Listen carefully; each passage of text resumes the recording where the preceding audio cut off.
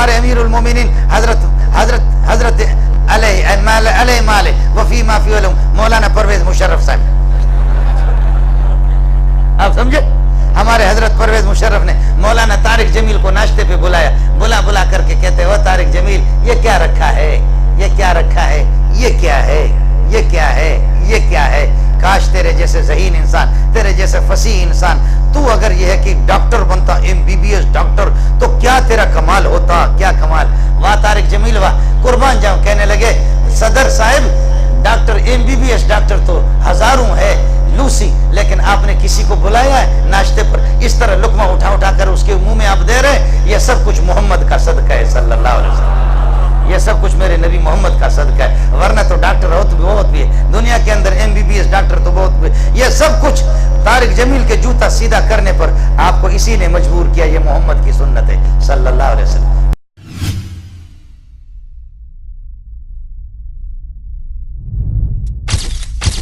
Message TV. This is your channel.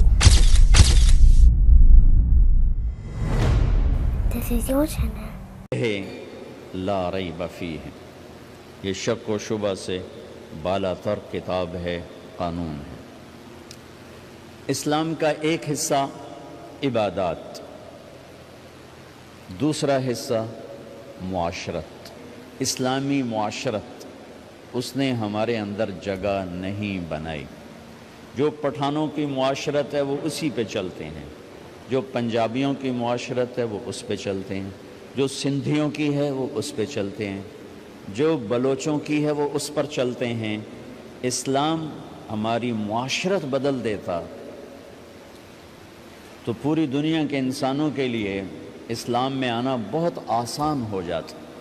جو عبادات سے متاثر کوئی ہوتا ہے، اور معاشرت ایسی چیز ہے جو اس طرح کھینچتی ہے جیسے شہد مکھی کو کھینچتا ہے، اور جیسے روٹی بھوکے کو کھینچتی ہے، اور جیسے پانی پیاسے کو کھینچتا ہے۔ اسلامی معاشرت ایسی خوبصورت زندگی ہے کہ جو لوگوں کو کھینچتی ہے۔ شادی بھی معاشرت کا حصہ ہے۔ میرے نبی نے خود 11 شادیاں کی، 13 کی، 2 شادیاں نکاح ہوا اور طلاق دے دی، گھر نہیں بسایا، 11 گھر بسائے، 2 کا آپ کی زندگی میں انتقال ہو گیا، حضرت زینب بنت خزیمہ اور حضرت خدیجہ بنت خویلد رضی اللہ تعالی عنہما۔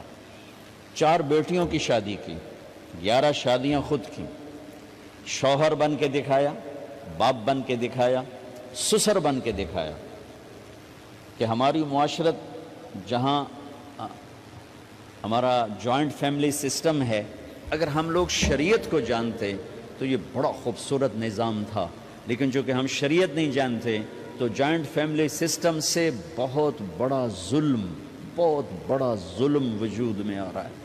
یہ وہ ظلم ہے جو عدالتوں میں ڈسکس نہیں ہو رہا، جو پنچایتوں میں ڈسکس نہیں ہو رہا، یہ وہ ظلم ہے جو گھروں میں ہو رہا ہے، کیونکہ اپنی وہ حدود باؤنڈری لائن نہیں جانتے کہ میری باؤنڈری کہاں سے شروع ہوتی ہے اور کہاں جا کر ختم ہوتی ہے۔ ایک گھر کیسے چلنا چاہیے، اس پر سینکڑوں آیات آئی ہیں۔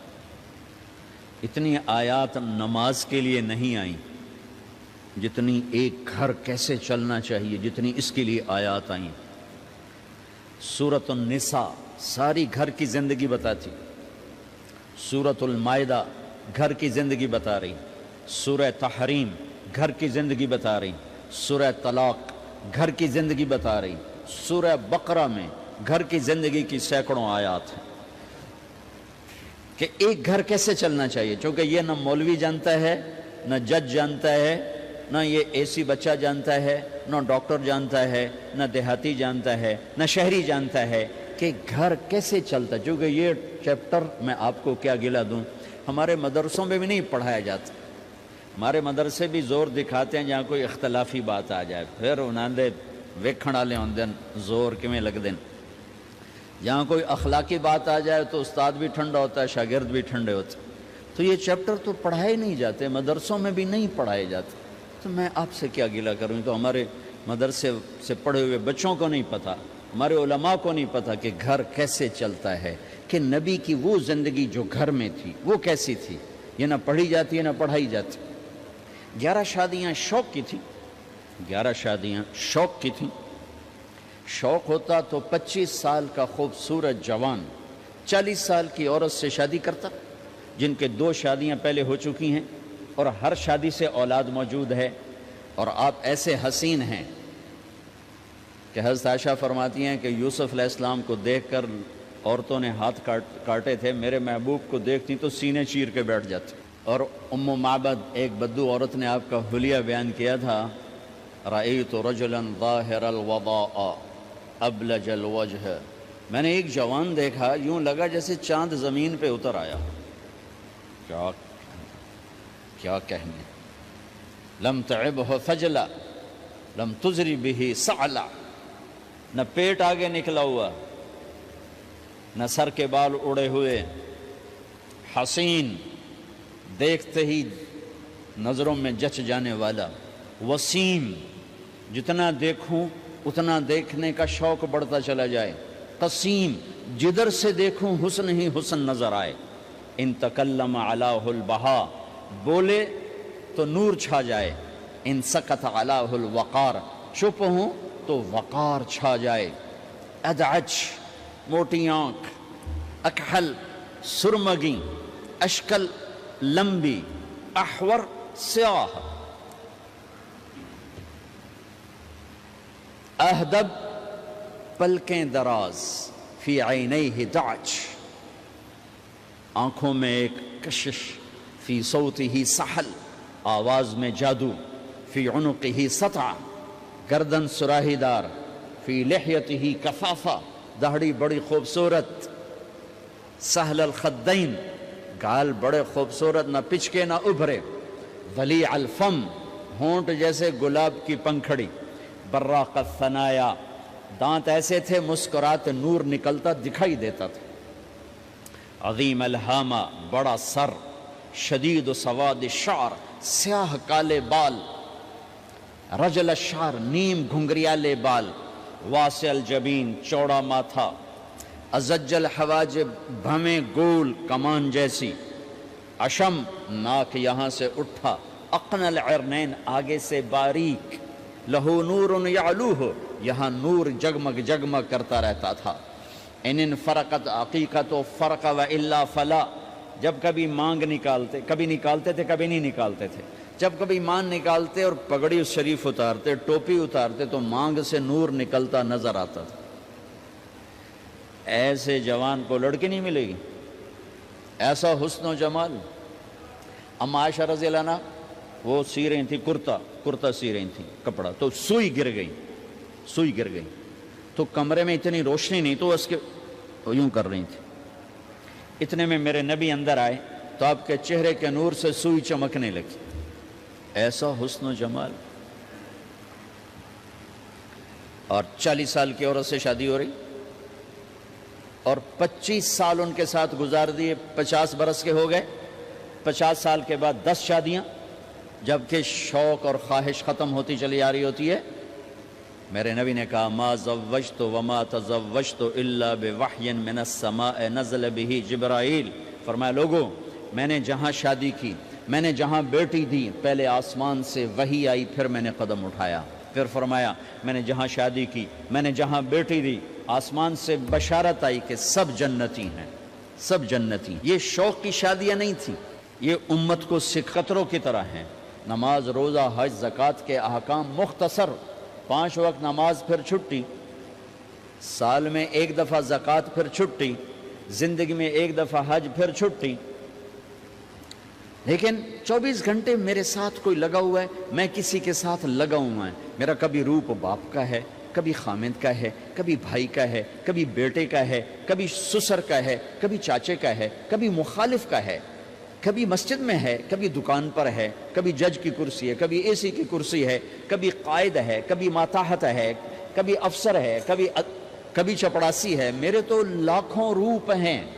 ہر روپ میں میرا اللہ کیا چاہتا ہے، بارش کے قطروں کی طرح احکام ہیں ہماری طرف.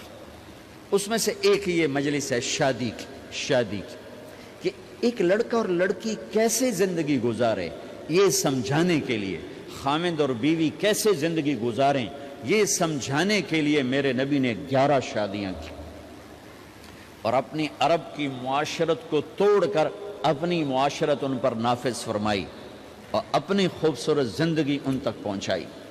عرب میں عورت کو ذلیل سمجھا جاتا تھا، اب بھی کوئی خاص عزت کوئی نہیں ہے، تو میرے نبی نے فرمایا خیرکم خیرکم لأہلِ، سب سے بہترین مسلمان وہ ہے جو بیوی سے اچھا سلوک کرتا ہو۔ وما انا خیر لأہلی، اور تم سب میں میرا سلوک اپنی بیویوں کے ساتھ سب سے اچھا ہے، سب سے اچھا ہے۔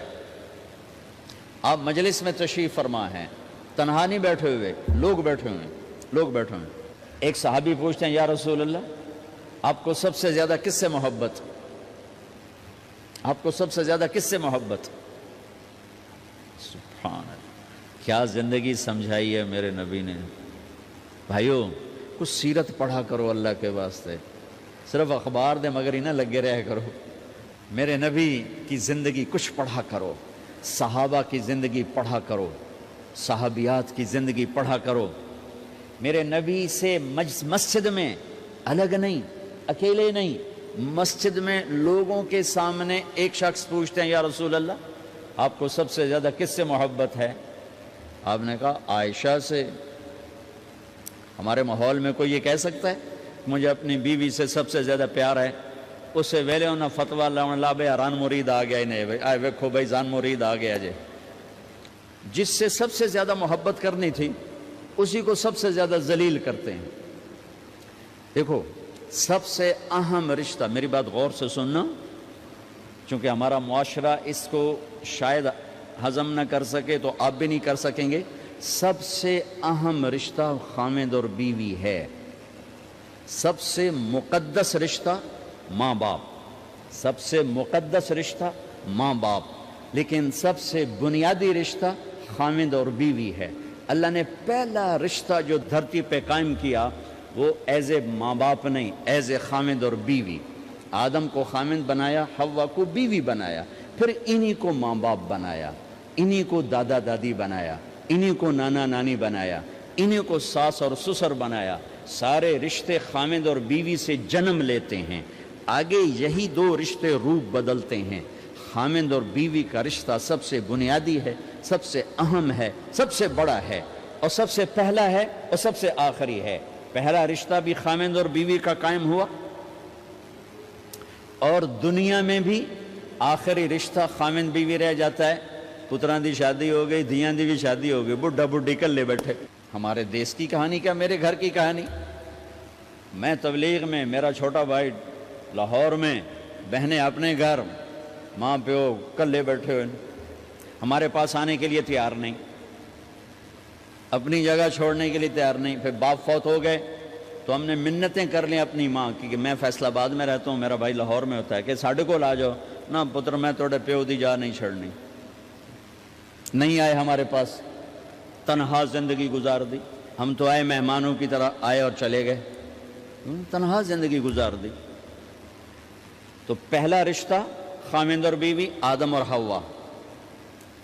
پھر دنیا میں بھی اگر زندگی ہے، پہلے مر جائیں تو الگ بات ہے، اگر زندگی ہے تو پھر آخری رشتہ خامد اور بیوی، اور جنت میں جا کے ہمیشہ کا رشتہ خامد اور بیوی۔ ہر آدمی اپنی بیوی کے ساتھ اور ہر عورت اپنے خامد کے ساتھ جنت میں جوڑا جوڑا ہوں گے۔ بچے اپنی جنت میں، ماں باپ اپنی جنت میں، ساس سسر اپنی جنت میں، بھائی بہن اپنی جنت میں۔ جنت میں بھی خامد اور بیوی کا اللہ نے ساتھ بنایا ہے۔ یہ رشتہ سب سے اہم رشتہ ہے۔ اس رشتے کو باقی رکھنے کے لیے اللہ تعالیٰ نے سینکڑوں آیات اتاری اور اس میں دخل اندازی کے لیے کوئی راستہ نہیں چھوڑا، اولاد کو بھی نہیں چھوڑا کہ خامد اور بیوی کے رشتے کو۔ بعض بیویاں ایسی نادان ہوتی ہیں کہ اولاد کی محبت میں خامد کو ڈیگریڈ کرتی ہیں، بعض خامد ایسے نادان ہوتے ہیں اپنے ماں باپ کے احترام میں بیوی کو ذلیل کرتے ہیں، اپنے بہن بھائیوں کی سن سن کر اپنی بیوی کو مارتے پیٹتے ذلیل کرتے ہیں۔ یہ ہر گھر کی کہانی ہے۔ ان دونوں سے میرے اللہ نے روکا ہے۔ خامد اپنی بیوی کو سب سے زیادہ عزت دے، بیوی اپنے خامد کو سب سے زیادہ عزت دے۔ حقوق میں سب سے بڑا حق اب خامد اور بیوی کا ایک دوسرے کے ساتھ جوڑا گیا ہے۔ کہ ان سے نسل چلنی ہے، ان سے نسل چلنی ہے۔ آپ حیران ہوں گے، بیوی کے ذمہ خاوند کی روٹی پکانا شریعت نے نہیں لگایا، تو خاوند کے ماں پیو کی روٹی کیسے ذمہ ہوگی؟ خاوند کے بہن بھائیوں کی روٹی کیسے ذمہ ہوگی؟ کتنی بہنوں نے گھر اجاڑ دیے بھائیوں کے، کتنے ساس سسر نے اپنے بیٹے کے گھر اجاڑ دیے۔ یہ چاروں طرف پھیلی ہوئی کہانیاں بتا رہا ہوں، کوئی خواب نہیں سنا رہا ہوں، کوئی باہر کی زندگی نہیں بتا رہا ہوں، کہ جوائنٹ فیملی سسٹم بہت اچھا ہے اگر شریعت کا پتہ ہو، اور بہت برا ہے اگر شریعت کا پتہ نہ ہو۔ چڑا چڑی بھی اکٹھے ہوتے ہیں تو گھونسلہ الگ بناتے ہیں کہ ساس سورا کے دائیں سرتے نہ آ پاوے۔ ہمارے دوست ہیں مار ظفر حراج، میں تو ان کی بات سن کے حیران ہو گیا، مطلب کوئی دین کا پتہ کوئی نہیں، شریعت کا پتہ کوئی نہیں، بہت شریف آدمی، ہمارے قریب پڑوسی ذمہ دار ہیں۔ تو ان کے بیٹے کا نکاح پڑھانے میں گیا، جیسے ابھی عزیز کا نکاح پڑھانا، ان کے بیٹے کا نکاح تھا، تو ابھی مہمان نہیں آئے تھے تو میں سے بیٹھے تھے، تو مجھ سے کہنے لگے مولانا صاحب میری بیگم مینوں آکھیا کہ گل سن آپ ہن ہنڈ گئے ہیں، ان کر میرے پتر دا گھر وکھرا بنا، او نوے اساں کہ دی دھی لائے تے آئی ہے تو مڑ اساں اودے تے سر تے بیٹھے ہوئی ہے، پہلے میرے پتر دا گھر وکھرا بنا، او دی ڈولی وکھری لایا تو مڑ میں شادی کرساں پتر دی۔ چلو وہ تو طاقت رکھتے تھے، انہوں نے الگ گھر بنایا۔ شریعت نے یہ عورت آنے والی لڑکی کا حق رکھا ہے کہ اگر خاوند کے پاس طاقت ہے تو اس کو الگ گھر دے، اگر وہ ڈیمانڈ کرے کہ آپ مجھے الگ گھر لے کر دیں تو یہ ماں باپ کی نافرمانی نہیں، یہ حق تلفی نہیں، اس آنے والی کا حق ہے کہ اس نے تیری نسل کو سنبھالنا ہے۔ اگر یہ ساس کے بھی سنیں، سسر کے بھی سنیں، نندوں کے بھی سنیں، دیور کے بھی سنیں، پھر تیری بھی سنیں، تو یہ تو پاگل ہے، یہ بچے کہاں سے پالے گی؟ یہ بچوں کی تربیت کب کرے گی؟ یہ تو دن کو روئے گی کہ ساسا آکھے، رات کو روئے گی سورے آکھے، اگلے دن آکھے گی میں نے تو تیری بہن آکھے ہے۔ تو اس کو تو بچے پالنے کا وقت نہیں۔ ہماری نسل کیوں برباد ہو گئی؟ کہ ماؤں نے اپنی ڈیوٹی چھوڑ دی ہے۔ 3 سال کا بچہ سکول میں ڈال رہے ہیں، لے بلا سکول والوں کیڑی فکر ہے، انہوں نے پیسے لے کے انہوں کھڈاونا۔ میرے نبی نے کہا 7 سال تک تو نماز بھی نہ کہو، گلے سے لگا کے رکھو، 7 سال تک نماز بھی نہ کہو، بس اس کو قریب کرو قریب کرو قریب کرو، 10 سال میں جا کے نماز کہو۔ 3 سال کے بچے کو ڈالتے ہیں اسکولوں میں، اس کے لاشعور میں ماں باپ سے نفرت پیدا ہو جاتی ہے۔ یہ میری اب بیتی ہے، اللہ نے مجھے تبلیغ میں لگا دیا تو شریعت پڑھنے کے بعد اللہ نے میرا سر جھکا دیا، ورنہ میں تو بالکل باغی ہوتا۔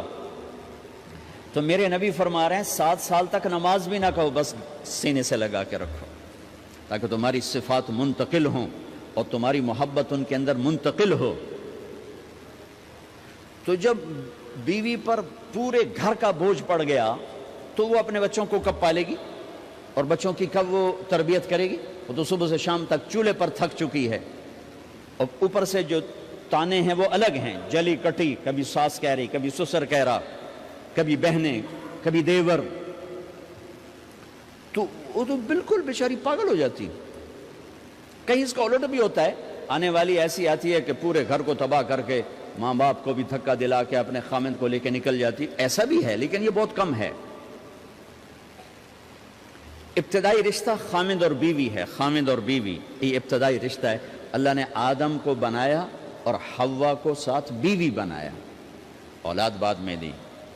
اور ایک اور بات، آدم کو بنا دیا مٹی کا پتلا کٹھا کر کے، مٹی کٹھی کر کے پتلا بنا دیا، 40 سال کے بعد روح ڈالی، چل بھائی جا جنت، اور اکیلے بھیج دیا، بیوی نہیں دی۔ حالانکہ اللہ چاہتا تو ساتھ ہی حضرت حوا کی مٹی کا ڈھیر بھی لگا دیتا، اس کا پتلا بھی تھپ دیتا، فرشتوں سے تھپوا دیتا، اور پھر 40 سال کے بعد دونوں کو کٹھا جنت میں ڈالتا۔ بہت سارے پیغام، اس میں بہت سارے پیغام، تاخیر ساتھ نہیں بنایا، دیر سے بھیجا، انتظار قدر کو بڑھانے کے لیے کہ عورت کی قدر کرنا، کمزور ذات ہے، کمزور مخلوق ہے، قدر کرنا۔ دوسرا، پہلے دن پتلا نہیں بنایا کہ ننگا پڑا ہو، عورت کا پتلا ننگا ہو، مٹی کا ہو، پتھر کا ہو، تو اس میں کیا کشش؟ تو ان مرد کے لیے کشش کوئی نہیں، تو فرشتوں کو کیا کشش تھی؟ پہلے دن سے عورت کو پردے میں بنایا، بے پرد نہیں کیا، بے پرد نہیں کیا، اس کا پتلا نہیں بنایا، اسے ننگا نہیں چھوڑا، اس کو پہلے دن سے کورڈ۔ اور کیسے بنایا؟ فرشتوں کو کی آنکھوں پہ پردہ اور آدم کو سلا دیا۔ آدم علیہ السلام سوئے ہوئے ہیں، فرشتوں کی آنکھوں کے سامنے پردہ ڈال دیا گیا۔ جب آدم اٹھے ہیں اور ایک اور بات، جنت میں رہ کر بھی آدم علیہ السلام کا دل نہیں لگتا تھا، اداس اداس رہتے تھے. اماں آئی تو بابے دا دل لگا، تو اداس رہتے تھے جنت میں. جب آنکھ کھلی تو اپنے لیفٹ سائڈ پہ ایک خاتون سر سے لے کر پاؤں تک لباس میں. آپ نے سنا ہے نا یوسف علیہ السلام دنیا میں سب سے خوبصورت ہستی پیدا کیے گئے. یہ مردوں میں، عورتوں میں سب سے خوبصورت حضرت حوا کو پیدا کیا گیا. کون ہے؟ کہتے ہیں اللہ کی آدم تیری بیگم. کون ہے تیری بیگم؟ نکاح پڑھایا. پھر کہا آدم مہر ادا کرو. تو انہوں نے پوچھا کیا مہر دوں؟ تو وہاں تو سونا چاندی ڈھیر لگے پڑے تھے. اللہ تعالیٰ کہتے دا من سونا چاہ کے دے دے. میرے اللہ نے کہا تیری نسل میں میرا آخری حبیب آنے والا ہے، اس پہ ایک دفعہ درود پڑھ دے، یہ مہر ہے. سیدھے ہاتھ میں برکت ہے. پیدا کیا الٹی طرف سے. الٹی طرف سے کیوں پیدا کیا ہے؟ کہ الٹی طرف دل ہے اور دل کے نیچے جو پسلی ہے وہاں سے پیدا کیا. اس میں پیغام کیا دیا کہ عورت جس روپ میں ہو، پہلا روپ اس کا بیوی بنا، پھر وہ ماں بنی، پھر اس آگے بیٹی کا روپ ہے، پھر بہن کا روپ ہے، پھر خالہ ہے، پھوپھی ہے، دادی ہے، نانی ہے، ساس ہے. جس روپ میں بھی عورت ہے اس کو دل کے قریب جگہ دو. یہ دل کے نیچے سے پیدا کرنے میں یہ پیغام دیا گیا ہے. اسے ذلیل نہ کرو، اسے خوار نہ کرو، اسے بے عزت نہ کرو، اس پر شدت نہ کرو. تو پہلا بنیادی رشتہ خامند اور بیوی ہے، اور آخری رشتہ بھی خامند اور بیوی ہے. لیکن اس وقت ہمارے معاشرے میں خامند سے زیادہ اس کے ماں باپ حق جتلاتے ہیں، خامند سے زیادہ اس کی بہنیں حق جلاتی ہیں، خامند سے زیادہ اس کے رشتہ دار حق جتلاتے ہیں، اور جھوٹی سچی شکایتیں لگا کر بیوی سے متنفر کرتے ہیں، اور کہیں بیوی کو خامند سے متنفر کرتے ہیں. آپس میں لڑائی لڑا کے پھر خوش ہوتے ہیں. میرے نبی سے پوچھا جائے یا رسول اللہ آپ کو سب سے زیادہ کس سے پیار ہے؟ تو آپ نے کہا عائشہ سے. اللہ، وہ جھینپ کے کہنے کہ نہیں، میں پوچھ رہا ہوں لوگوں میں آپ کو کس سے زیادہ پیار ہے؟ تو آپ کہتے ابو بکر سے. تو آپ نے پھر کہا ابوہا، مجھے عائشہ کے باپ سے زیادہ پیار ہے. پھر پہلے عائشہ کا، تو پھر کہتے ابو بکر. تو آپ نے کہا نہیں، ابوہا، مجھے عائشہ کے باپ سے سب سے زیادہ پیار ہے. یہ آپ کو میسج دیا ہے کہ گھر کی زندگی کیسے ہوتی ہے. کوئی عشق نہیں چڑھا ہوا تھا، میسج ہے نا. ام عائشہ چھوٹی عمر کی تھیں، ان کو آٹا گوندھ کے دیتے تھے، پھر جب ان کو آٹا گوندنا آ گیا پھر چھوڑ دیا. پھر ان کو سامنے بٹھا کر لقمے بنا کے کھلاتے تھے. پھر ام عائشہ رضی اللہ تعالیٰ عنہ کوئی گوشت کا ٹکڑا، وہاں بڑے بڑے گوشت کے ٹکڑے پکائے جاتے تھے، تو کوئی گوشت کا ٹکڑا اٹھایا اور ایسے 2-4 جگہ سے نوچا اور پھر رکھ دیا. سارا کھایا نہیں جاتا تھا، تو اللہ کے نبی اسی کو اٹھاتے اور حضرت عائشہ کو دکھا کر، جہاں سے حضرت عائشہ نے نوچا ہوتا تھا وہاں سے یوں کاٹ کے دکھاتے تھے. پھر حضرت عائشہ رضی اللہ تعالیٰ نے گلاس اٹھایا پانی پینے کے لیے، جہاں ہونٹ لگائے اس پہ گلاس رکھ دیا. بڑے بڑے گلاس ہوتے تھے، تو حضرت ہمارے نبی اٹھاتے تھے، جہاں عائشہ کے ہونٹ لگے ہوتے تھے وہاں ہونٹ لگا کے پانی پیتے تھے. یہ آپ کو سکھانے کے لیے ہے. اپنے گھر والوں کے ساتھ بیٹھ کے کھانا کھاتے.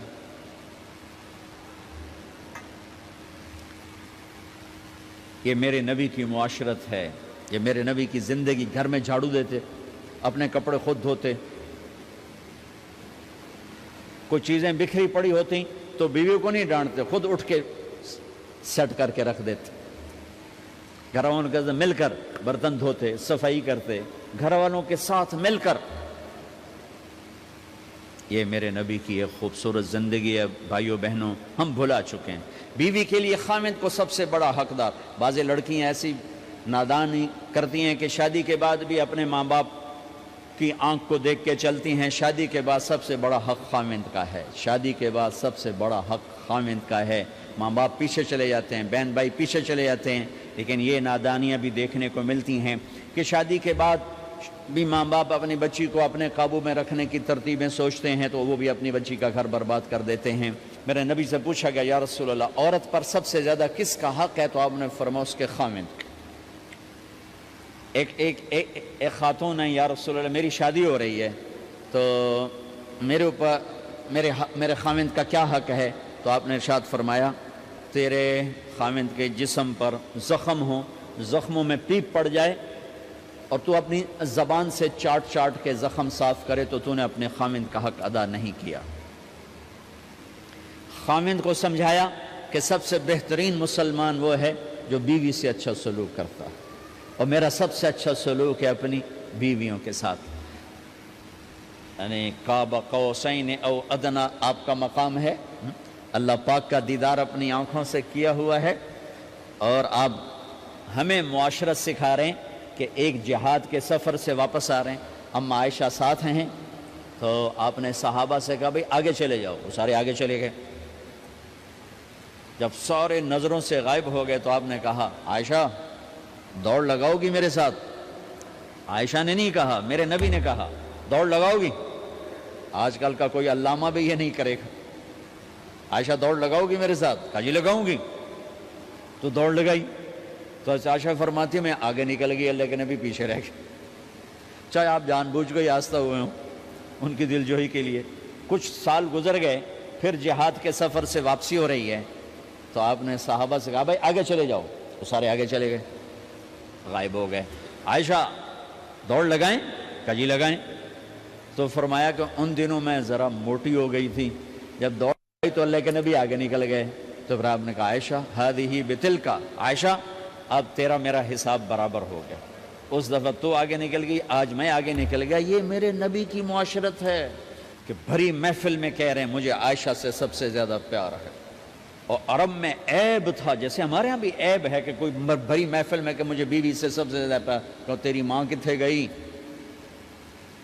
بھائی ماں کا اور خانہ ہے، بیوی کا اور خانہ ہے، ماں کی اور جگہ ہے، بیوی کی اور جگہ ہے۔ تو میں آپ سب سے کہتا ہوں ماں باپ کی وجہ سے بیویوں پہ زیادتی نہ کرو، بیوی کی وجہ سے ماں باپ پہ زیادتی نہ کرو، بڑے ہو تو بڑے بنو۔ ہمارے نبی تو آپ سسر بھی ہیں نا، آپ نے 4 بیٹیوں کی شادیاں کی، 2 تو ایک ہی کو دے دی عثمان کو، رقیہ اور ام کلثوم رضی اللہ تعالیٰ عنہما، حضرت عثمان کے نکاح میں، ابو العاص رضی اللہ تعالیٰ عنہ کو زینب، اور سب سے پیاری محبوب بیٹی حضرت علی رضی اللہ تعالیٰ عنہ۔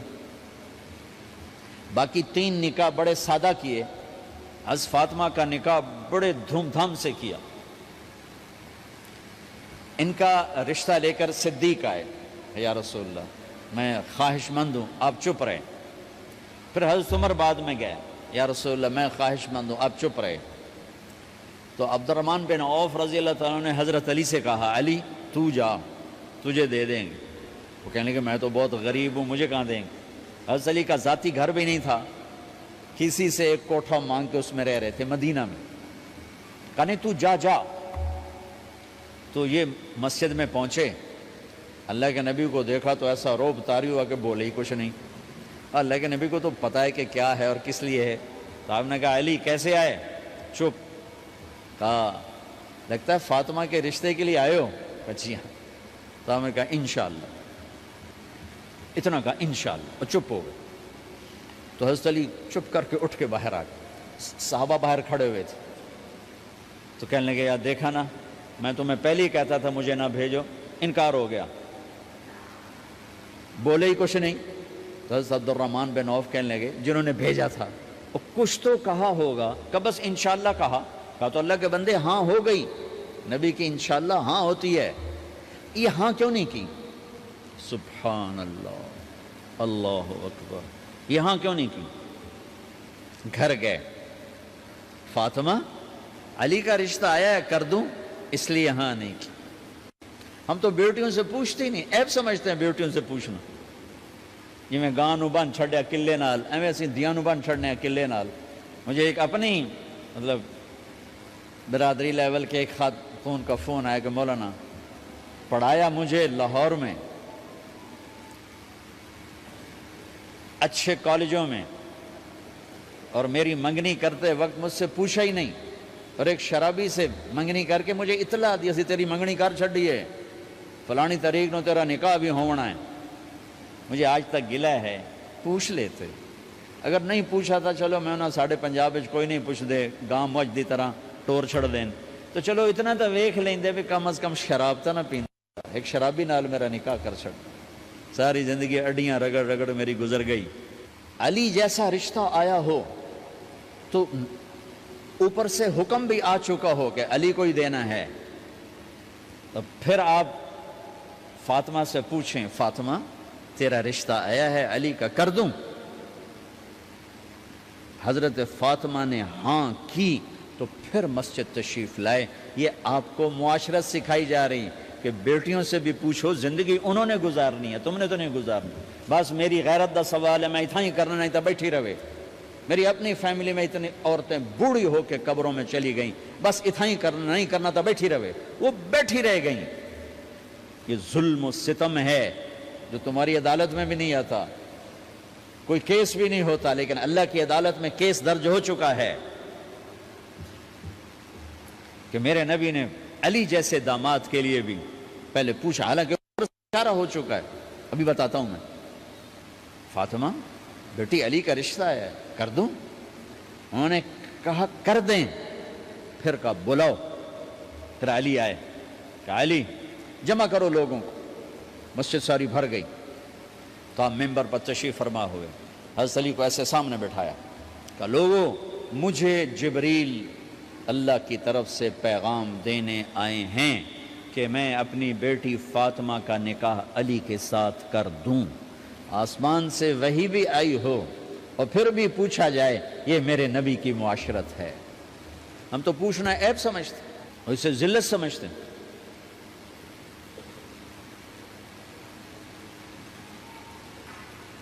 پھر آپ نے اتنا بڑا اہتمام کیا، مسجد نبوی پرانی جو آپ کے زمانے کی تھی، بہت بڑا ہال تھا، اس کا بھرا ہوا تھا، آپ نے سب کو شہد کا شربت پلایا، خود نکاح پڑھایا، نکاح کا خطبہ پڑھ کیا، پھر کہا علی میں نے فاطمہ بنت محمد کو 400 درم مہر کے عوض تمہارے نکاح میں دیا، تو نے قبول کیا؟ انہوں نے کہا جی میں نے قبول کیا، اور سجدے میں چلے گئے اور زور سے دعا مانگی، رب اوزعنی ان اشکر نعمتک التی انعمت علی وعلی والدی وان اعمل صالحا ترضاہ واصلح لی فی ذریتی انی تبت الیک واننی من المسلمین۔ میرے نبی نے کہا آمین، زور سے کہا آمین۔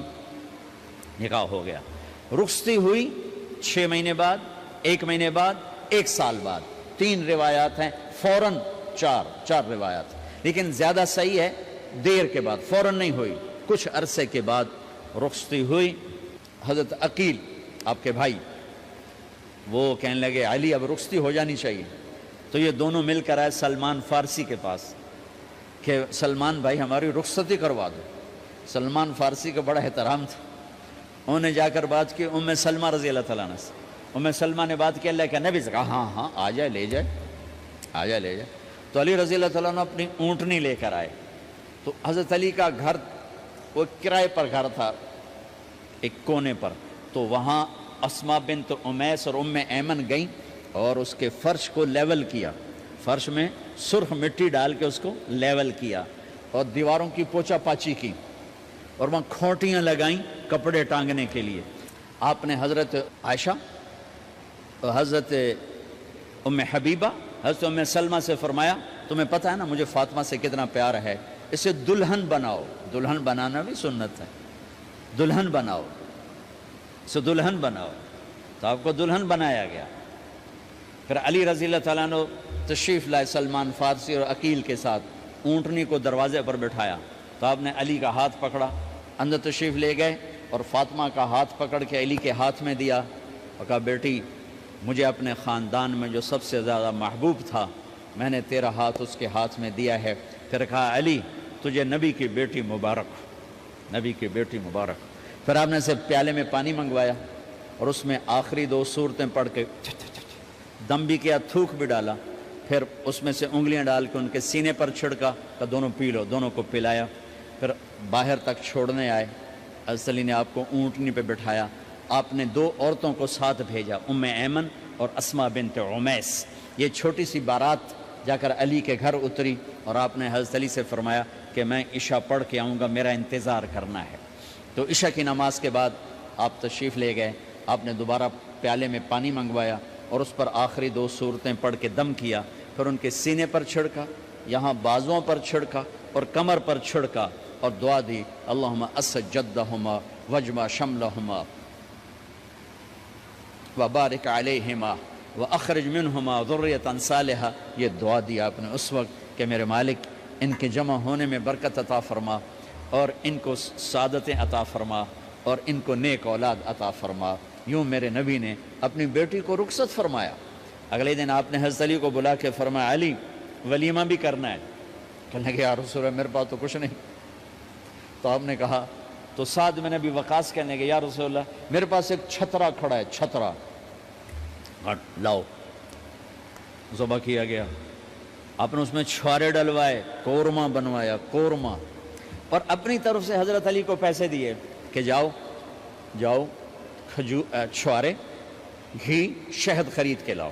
تو علی رضی اللہ تعالیٰ نے 5 درم کے چھوارے خریدے اور 3 درم کا شہد خریدا اور 1 درم کا گھی خریدا، 9 درم تھے ٹوٹل۔ تو آپ نے کافی سارا آ گیا تو چھواروں کی گٹھلیاں نکلوا کے ان کو پسوایا، پھر شہد اور گھی میں ملایا اور ایک سویٹ ڈش تیار کی اور اس کو حضرت علی کے ولیمے میں آپ نے اپنی طرف سے پیش کیا۔ تو اس دن تازہ روٹی جو کی پکائی گئی اور دیگ پر میرے نبی خود بیٹھے کھانا کھلانے، تقسیم کرنے خود بیٹھے۔ اب ایک چھترا ہے، 14 کلو گوشت ہے، 15 کلو، تو 50 آدمی کھا لیں گے۔ آپ نے کہا سارے مدینے کو دعوت ہے، سارے مدینے والے جتنے بھی آئے، اور میرے نبی خود دیگ سے نکال کے کھلاتے رہے۔ سارا مدینہ ولیمہ فاطمہ کا کھا گیا۔ سادگی بھی جائز ہے، سادگی بھی سنت ہے، تکلف بھی سنت ہے۔ ہاں جو ہماری خرافات ہیں، فضولیات ہیں، یہ تباہ کن ہیں، ان سے بچنا بڑا ضروری ہے۔ اور بھائیو، کسی کی شادی ہو، اس بچے کی ہو رہی ہے، یہ افسر ہے، ایک ریڑھی والے کی ہو، کسی بھی گھر کی آبادی کا ایک ہی سبب ہے، وہ میٹھا بول ہے، وہ اچھا سلوک ہے۔ جس کی بیٹی کو لے جا رہے ہو اسے عزت دینا، اور یہ جو جا رہی ہے یہ ان کو اپنا ماں باپ سمجھے، اپنے خامند کے ماں باپ کو اپنے ماں باپ سمجھے۔ جاتے ہی لکیریں لگانا نہ شروع کر دے، میں انہوں وکھرا کرتے انہوں ایدے کرتے انہوں ایدے کر۔ وہ اپنے گھر کا ایک فرد بن کے زندگی گزاریں۔ جو لے کے جا رہے ہیں ان کے ذمہ ہے کہ اس کو بیٹی بنا کے لے جائیں۔ سسرال جو ہوتے ہیں وہ ہمیشہ عیب دیکھتے ہیں، خوبیاں انہیں نظر ہی نہیں آتی۔ تو کھٹ بٹ تو ہوتی رہتی ہے، کوئی ایسی بڑی بات نہیں، کھٹ بٹ کو صلح میں بدلو، مزید لڑائی جھگڑا نہ بڑھاؤ۔ میرے نبی حضرت فاطمہ کے گھر آئے، دیکھا تو آپ اداس بیٹھی۔ آپ نے کہا فاطمہ بیٹی کیا ہوا؟ کہ میرا اور علی کا جھگڑا ہو گیا۔ اچھا، خود گئے بیٹی کے باپ ہو کر، دیکھا تو حضرت علی مسجد میں سوئے ہوئے تھے۔ آپ نے ان کو اٹھایا، کہا یا ابا تراب قم، آپ کو یہ ٹائٹل یہاں ملا، اے ابو تراب۔ فرمایا کرتے تھے کل کائنات ملتی تو اتنی خوشی نہ ہوتی جتنا اس ٹائٹل کی خوشی ہے۔ ابو تراب کہنے کا کیا مطلب تھا؟ کہ اظہار محبت کے لیے ایسے ٹائٹل دیے جاتے تھے۔ تو ابو تراب کہہ کر یہ میسج دیا کہ میاں بیوی کی لڑائی ہوتی رہتی ہے، میں تجھ سے ویسے ہی محبت کرتا ہوں جیسے پہلے کرتا تھا، یہ میسج دیا اس میں۔ اب حضرت علی کو لائے اٹھا کر اور گھر میں تشریف لائے، نہ علی کی سنی نہ فاطمہ کی سنی۔ ہاں بھائی علی کی مسئلہ ہے، ہمیں فاطمہ کیا مسئلہ ہے؟ یہ مسئلے سن کے بھی زیادہ لڑائی ہو جاتی، صلح کراون والے بھی آپ ہو 2-4 لتر مار کے آ جاندے۔ تو میرے نبی نے کیا کیا؟ سبحان اللہ، زمین پر لیٹ گئے، ادھر علی کو لٹایا، ادھر فاطمہ کو لٹایا، علی کا ہاتھ اپنی ناف پہ رکھا، فاطمہ کا ہاتھ ان کے ہاتھ پہ رکھا، اور بیٹی کے ہاتھ پر اپنا ہاتھ رکھا۔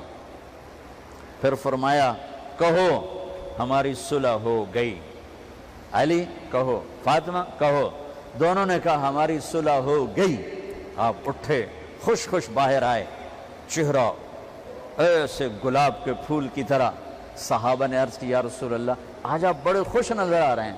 فرمایا علی و فاطمہ کی صلح کرا کے آ رہا ہو۔ تو کھٹ بٹ ہو جانا تو کوئی بڑی بات نہیں ہے، مطلب یہ وہ گھر ہے، میں اس گھر کی کیا تعریف کر سکتا ہوں۔ تو میں آگے کا ایک قول سنا دیتا ہوں ابن عباس کا، کہ جنت میں نور کی چمک اٹھے گی، سارے جنتی کہیں گے یہ نور کیسا نور ہے بھائی جو ساری جنت کے نور پر چھا گیا؟ تو فرشتے بتائیں گے کہ او جنت الفردوس میں علی و فاطمہ بیٹھے ہیں، کسی بات پہ ہنسے ہیں، ان کے دانتوں سے جو نور نکلا ہے اس نے جنت کو روشن کر دیا۔ لیکن کھٹ پٹ یہاں بھی ہو گئی، ان سے بڑا گھر میرے نبی کا ہے، وہاں بھی کھٹ پٹ۔ ایک دفعہ آپ نے حضرت عائشہ سے کہا مجھے پتہ لگ جاتا ہے جب تو مجھ پہ ناراض ہوتی ہے، مجھے پتہ چل جاتا ہے۔ انہوں نے عرض کی یا رسول اللہ آپ کو کیسے پتہ چلتا ہے؟ کہ جب تو مجھ پہ ناراض ہوتی ہے نا تو قسم اٹھاتے ہوئے کہتی ہے ابراہیم کے رب کی قسم، اور جب مجھ پہ راضی ہوتی ہے تو پھر تو قسم اٹھاتے ہوئے کہتی ہے محمد کے رب کی قسم۔ ایسے مجھے پتہ چل جاتا ہے جب تو کہتے ہیں نا ابراہیم کے رب کی قسم تو مجھے پتہ چل جاتا ہے کوئی کھٹ بٹ ہو گئی ہے۔ تو نبی کے گھر میں بھی ہو جاتی ہے، یہ مسئلہ تو ختم ہوگا۔ جنت میں ہمارے ذمہ ہے کہ ان چیزوں کو کم کریں۔ یہ ایک میرے نبی کی معاشرت ہے میرے بھائیوں، اسے سیکھو، اسے سمجھو، اسے پڑھو۔ تو بھائیوں میرا نبی ایک زندگی دے کر گیا ہے، یہ چونکہ شادی کا موقع ہے اس کو میں نے تفصیل سے بیان کیا ہے، اس کی تفصیل بیان ہی نہیں کی جاتی۔ یہ اتنی ضروری ہے جتنی نماز ضروری ہے۔ نماز تو 5 وقت پڑھیں گے، زندگی 24 گھنٹے روپ بدل رہی ہے، ہر روپ میں میرا نبی کیا چاہتا ہے اس کو سیکھو، اس کو سمجھو، کرو گے اللہ آپ کو چمکائے گا، بنائے گا۔ اپنی کمائیوں میں حلال لاؤ، حرام سے بچو۔ جج بھی بیٹھے ہیں، وکیل بھی بیٹھے ہیں، کسی ظالم کے وکیل نہ بنو۔ وَلَا تَقُلْ لِلْخَائِنِينَ خَصِيمًا۔ آپ کو ایک آیت میں جوڈیشری، جج، مقننہ اور وکلاء کا پیغام اللہ کا سنا دیتا ہوں۔ اِنَّا أَنزَلْنَا إِلَيْكَ الْكِتَابَ بِالْحَقِّ لِتَحْكُمَ بَيْنَ النَّاسِ بِمَا أَرَاكَ اللَّهُ وَلَا تَقُلْ لِلْخَائِنِينَ خَصِيمًا۔ مقننہ، قانون ساز۔ تو اِنَّا أَنزَلْنَا إِلَيْكَ الْكِتَابَ بِالْحَقِّ، قانون بنانے کا حق اللہ کو ہے، اللہ کے قانون کو اپناؤ۔ آگے جج حضرات، فَحْكُمْ لِتَحْكُمَ بَيْنَ النَّاسِ بِالْحَقِّ، ججوں کو حکم ہے کہ حق فیصلے کرنا، بک نہ جانا، دب نہ جانا، حق کے فیصلے کرنا۔ تیسرا وکلاء کو، وَلَا تَقُلْ لِلْخَائِنِينَ خَصِيمًا، ظالم بددیانت کی وکالت کے لیے کھڑے نہ ہو جانا ورنہ مارے جاؤ گے، مارے جاؤ گے۔ وَلَا تَقُلْ لِلْخَائِنِينَ خَصِيمًا، ان کے لیے دلائل قائم نہ کرنا ورنہ ہلاک و برباد ہو جاؤ گے۔ تو بھائیو یہ نکاح کو ذرا میں نے تفصیل سے بیان کیا ہے کہ یہ زندگی ہے جس کو سیکھنا ہے۔ حلال کماؤ، بچوں کو حلال دو، بیوی کو حلال دو۔ اللہ کی قسم حرام سے کبھی بہار نہیں آتی اور حلال پہ کبھی خزاں نہیں۔ حلال کھانا، حلال کھلانا تو تم شاد و آباد رہو گے۔ اللہ میں عمل کی۔ وَفَلْ بِنَا مَا أَنْتَ أَهْلُهُ انک اہل التقوی و اہل المغفرہ۔ اے زمین و آسمان کے شہنشاہ جس کی بادشاہی کو زوال نہیں، ہم تیرے بندے، تیرے حبیب کے امتی خوفناک زوال کا شکار ہیں، خوفناک تباہی کا شکار ہیں، اور نہ کوئی جائے پناہ ہے، نہ کوئی آس ہے، نہ کوئی امید ہے۔ تو ہماری آخری آس ہے، تو ہماری آخری امید ہے، تو ہماری آخری جائے پناہ ہے۔ میرے مولا ہم اس چھوٹے سے بچے کی طرح ہیں جس کے ماں باپ بھی بھٹک گئے ہوں اور بہن بھائی بھی بچھڑ گئے ہوں، اور وہ تنہا میرے مالک چاروں طرف ڈھونڈتا پھر رہا ہو کہ منزل کہاں ہے، ٹھکانہ کہاں ہے۔ تیرے محبوب کی امت عرب و عجم اس وقت میرے مالک بھٹکے ہوئے راہی کی طرح ہیں، اس بھٹکے ہوئے معصوم بچے کی طرح ہیں۔ ہم تجھے تیری عزتوں کا واسطہ، تیرے محبوب کے آنسوؤں کے طفیل تجھ سے مانگتے ہیں۔ اپنے محبوب کی امت پر رحم فرما، کرم فرما، اور خاص طور پر جس دیس میں تو نے ہمیں جنم دیا، جس مٹی سے تو نے ہمیں پیدا کیا، جس مٹی میں تو نے ہمارے ماں باپ کی قبریں بنا دی، ہمارے آباء و اجداد کی قبریں بنا دی، جس دیس کو تو نے ہماری پہچان بنایا، میرے مولا وہ خون و خون ہے، ہم تیری منت کرتے ہیں، ہمارے حال پہ رحم فرما۔ میرے مالک تیرے نبی نے بھی وطن سے پیار کیا، وطن کے لیے دعا مانگی۔ جب ان کو قوم نے نکالا تھا تو انہوں نے غار ثور سے نکل کر ثور پہاڑ پر کھڑے ہو کر مکے کو دیکھا تھا اور چلتے ہوئے الوداعی نظر ڈالی تھی اور کہا تھا اے مکہ تو مجھے بہت پیارا ہے، میری قوم نہ نکالتی، میں تمہیں چھوڑ کے کبھی نہ جاتا۔ حالانکہ یا اللہ وہ تو قاب قوسین او ادنی کے مقام پر تھے، انہوں نے تو تیرا دیدار کیا تھا اپنے سر کی آنکھوں سے، انہوں نے جنت کو دیکھا تھا، انہوں نے عرشوں کو دیکھا تھا، لیکن پھر بھی میرے مالک اپنے وطن کی محبت لے کر وہ مکہ سے نکلے تھے، اور جب مدینہ پہنچے تھے تو یا اللہ مدینہ کو بھی انہوں نے اپنا وطن بنایا تو اس کے لیے دعا کی تھی کہ یا اللہ مدینہ کی برکتوں کو مکے سے دگنا کر دے۔ اے میرے مالک، اے میرے مولا، یہ وہ دیس جو ہماری پہچان ہے، جہاں ہم پیدا ہوئے ہیں ہمارے بزرگوں کی قبریں ہیں، یہ خون و خون ہے میرے مولا، اور ہمیں غیروں سے گلہ نہیں ہے۔ اپنوں کے ہاتھوں میں دوری دھار کے خنجر ہیں اور اسے تباہ کرنے پر آئے ہوئے ہیں۔ اے رب کریم، ہم تو عاجز ہیں، تو تو عاجز نہیں ہے میرے مولا، ہم بے بس ہیں، تو بے بس نہیں ہے میرے مولا۔ تجھے تیرے محبوب کی محبت کا واسطہ یا اللہ ہمارے دیس پہ کرم فرما دے، کرم فرما دے۔ چاروں صوبے تباہ ہو گئے میرے مولا، ہمیں اپنوں سے گلہ ہے، ہمیں غیروں سے گلہ نہیں، کسی کی سازش نہیں، ہماری اپنی نادانیاں ہیں۔ اتنی پاکیزہ سرزمین، اتنا اعلیٰ ملک میرے مولا آج بھوک، افلاس، ننگ، فقر کا شکار ہے۔ اے کریم آقا، تو بے بس نہیں ہے، تیرے تو خزانے بھرے ہوئے، تیری قدرت کی حد نہیں، تیری شہنشاہی کی حد نہیں میرے مالک۔ کسی کے آنسوؤں کے تو فیل، آخر یہاں تیرے نیک بندے بھی ہیں، تیری نیک بندیاں بھی ہیں، راتوں کو رونے والے بھی ہیں، تجھے منانے والے بھی ہیں، ہمارے جیسے گناہگار خطا کار بھی ہیں۔ اے میرے مولا، کسی کے رونے، کسی کی ہائے کو، کسی کے رونے کو، کسی کے آنسو کو پسند فرما کر پورے دیس پر آئی ہوئی اس کالی رات کو ختم فرما دے۔ اے میرے مالک، اے میرے مالک، تیری آس ضرور ہے، نہ تجھ سے آس ٹوٹ سکتی ہے نہ توڑیں گے، تو ہماری آخری آس ہے، ہماری آخری جائے پناہ ہے۔ ہمارے دیس پر کرم فرما دے، رحم فرما دے، کرم فرما دے، رحم فرما دے۔ اے مالک الملک، تیری طاقت کو زوال نہیں، ہم زوال دیکھ رہے ہیں، تیری قوت کو زوال نہیں، ہم زوال دیکھ رہے ہیں۔ تیری طاقت بے انتہا ہے، ہم اپنے آپ کو پراگندہ دیکھ رہے ہیں، منتشر دیکھ رہے ہیں۔ یا اللہ، ماؤں کی فریادیں ہیں، باپ کی فریادیں ہیں، معصوم بچیوں کی فریادیں ہیں، ظالم کا غرانہ ہے۔ اے میرے مالک، تو ہر زمانے کے فرعونوں کو پکڑتا آیا، اب ہمارے فرعونوں کو بھی پکڑ لے یا اللہ۔ ان کو تو نے بہت مہلت دے دی، توبہ کرنے کا وقت بھی دیا، نہ انہوں نے توبہ کی، نہ انہوں نے تیری مہلت سے فائدہ اٹھایا، بلکہ اپنے تکبر میں اور بڑھ گئے، اپنے ظلم میں اور بڑھ گئے۔ اے کریم مالک، اب تو دکھا دینا کہ شہنشاہی تیری ہے، تو دکھا دینا کہ بادشاہی تیری ہے، تو دکھا دینا کہ فیصلے تیرے چلتے ہیں، تو دکھا دینا میرے مولا کہ حکومت تیری ہے، طاقت تیرے ہاتھ میں۔ ان القوت للہ کا ہمیں منظر دکھا دے، ان العزت للہ کا ہمیں منظر دکھا دے، للہ الامر من قبل ومن بعد کا ہمیں منظر دکھا دے۔ اور جو تیری دھرتی کو ظلم و ستم سے بھر رہے ہیں اور ہمارا مذاق اڑاتے ہیں کہ بلاؤ اپنے خدا کو، اے میرے رب ہم تجھے بلاتے پھر رہے ہیں، آجا، تو آجا میرے مالک، تو آجا۔ ہمارے سب بے بس ہو چکے ہیں، تو طاقتور ہے، با اختیار ہے، با اقتدار ہے۔ اے کریم شہنشاہ، ہم بے بس ہیں، تو بے بس نہیں ہے۔ تیرے نبی کی بات کا واسطہ دیتا ہوں، انہوں نے ایک بڑھیا کی ہمیں کہانی سنائی تھی، بنی اسرائیل کی بڑھیا کا جھونپڑا تھا بادشاہ کے محل کے سامنے۔ بڑھیا گھر پر نہیں تھی، بادشاہ نے جھونپڑا گرا دیا، اس کو پسند نہیں آیا محل کے سامنے۔ بڑھیا واپس آئی تو جھونپڑا گرا ہوا تھا، اس نے پوچھا میرا گھر کس نے گرایا؟ لوگوں نے کہا بادشاہ نے گرایا۔ تو اس نے ہاتھ اٹھا کر تجھے کہا تھا میرے رب میں موجود نہیں تھی، تو موجود تھا، تو تیری غیرت کو جوش آیا، تو نے بادشاہ کو محل سمیت زمین میں دھنسا دیا تھا۔ اسی بڑھیا کی فریاد کا واسطہ میرے مالک، ہم بے بس ہیں، تو بے بس نہیں ہے، ہم لاچار ہیں، تو لاچار نہیں ہے۔ یا اللہ، یا اللہ، تو ان ظالموں کو بھی ہدایت دے دے، اگر نہیں ہے مقدر میں تو اب ان کی گردنوں پہ ہاتھ ڈال دے یا اللہ۔